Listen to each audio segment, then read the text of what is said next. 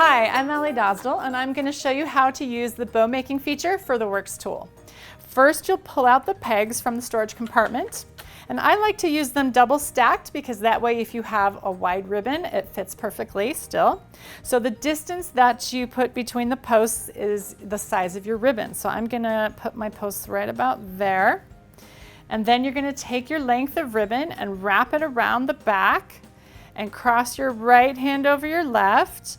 Then you'll take the piece in your left hand and wrap it around the back and bring it to the front. Make sure that your ends are even right here, and then take your left piece and feed it down and up, and then tie it in a knot, and you're good to go. Then I like to pull the pegs out, and then I remove my ribbon, and then I can adjust it from here and just kind of perfect it a little bit more, and then you can trim off the edges and you've got a perfect bow. You can also wrap the loops around twice if you'd like to have a double loop bow, which is really cool. So if you'd like to learn more about the features of the Works tool, be sure to check out our YouTube channel. Thanks for joining me.